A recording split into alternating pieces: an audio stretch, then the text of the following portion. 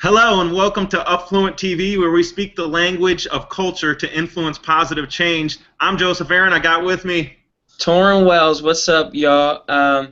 So, as you know, NBA season has started. I'm a basketball fan. Do you follow basketball at all, Joe? Yeah, I do. Back in the day, I was from Chicago area, so I'm a huge Bulls fan. And Okay. I used to work with Michael, taught him some of my moves and stuff like that. Got his crossover. Yeah, You and know, I designed all of his shoes. That's great. okay. Um, yeah, dude, I'm a Rockets fan. They're doing pretty good so far. I also love the Bulls. I love the Oklahoma City Thunder. I love the Warriors because I have two mixed dudes that are sick at basketball, which doesn't happen much. So, big win for us mixed kids out there. But really, the topic of conversation for the beginning of this season has really been LeBron James and his move back from the Miami Heat to the Cleveland Cavaliers. And it's a pretty big deal, and he has said some incredible things that I think that we should pay attention to. You have that for us, Joe? Yeah, here you go. This is the end of his speech, but here it goes. But this is not about the roster or the organization. I'm quoting LeBron here. I feel my calling here goes above basketball. I have a responsibility to lead in more ways than one, and I take that very seriously. My presence can make a difference in Miami, but I think I can mean more where I'm from. I want kids in Northeast Ohio, like the hundreds of Akron third graders I sponsor through my foundation, to realize that there's no better place to grow up. Maybe some of them will come home after college and start a family or open a business. That would make me smile. Our community, which has struggled so much, needs all the talent it can get. In Northeast Ohio, nothing is given. Everything is earned. You work for what you have. I'm ready to accept the challenge. I'm coming home. Man, that's powerful stuff. Like, props to LeBron. I have to be honest, I wasn't really on the LeBron train. Me neither. I think a lot of people, they were just kind of out, but he showed this incredible depth, I think, now, and awareness of his purpose. And I love the fact that he uses the word calling. It's not really a word that we use a lot of times, but we all have a calling.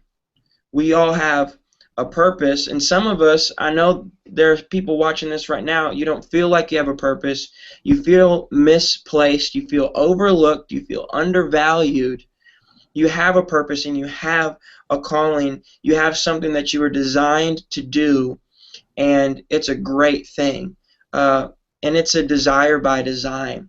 The things that you really care about, that you're passionate about, that's not just a coincidence. There's something in that that can unlock a potential in you that you don't even know that you have. I love that LeBron is calling and purpose to the forefront of this conversation. Yeah, and it's not just the other thing that he says that I thought was good about that. It's a responsibility. What a word. A responsibility. I mean, what if everyone felt the same sense of responsibility to the community? I mean, it's usually the other way around. It's like, oh, the community's doing this, the community's doing that. I want to live in a community that does these things for me. But he's going the other direction, right? And he's, Yes. I feel a responsibility to lead. And then he says, in more ways than one. So, what if everyone felt a same? I mean, you have people, for example, who teachers, for example, they have a responsibility to lead, and they're doing meaningful service in the community. But what if they felt a responsibility to lead in more ways than one? Not just on their basketball court, so to speak, but what if they left the school and went out into the brokenness of their community as a teacher to serve in other ways beyond their capacity in their current service? What if, and excuse me, I hope, I know you get a lot of hate mail for some of this stuff, but what if pastors left their pulpits and left simply caring for the flock, which is a valuable and important thing to the community and to everyone that's a part of that local community? But what if they could get outside of the walls of those churches and serve and lead in the community? Or what if, what if students? I mean, that's who we're talking to. I mean, usually the mindset is, okay, my responsibility in the community is to do my homework and, go to school and get good grades. But what if they felt that responsibility to lead and recognized and understood that every major movement in history happened as a result of students who came together, nearly everyone, students who came together and felt that sense of responsibility to start a change and to make a difference. Man, that's powerful stuff. Yeah, it is. And what we have to realize in that is, and I think sometimes we don't take inventory of what we actually have to offer to the world. But I want to speak to the student right now that feels like you don't have anything to offer. What you have, the world needs. Your gifts, your talent, your ambition, your passion, there is something, and maybe it hasn't come to the surface yet. There's something in you that the world needs. Find ways to pull that out. Get around people instead of people that continually lead you into destructive habits, into destructive way of life. Find people that pull out the best in you, that bring out that purpose in you. Surround yourself with people. It's been said that you are the balance of your closest 5 friends.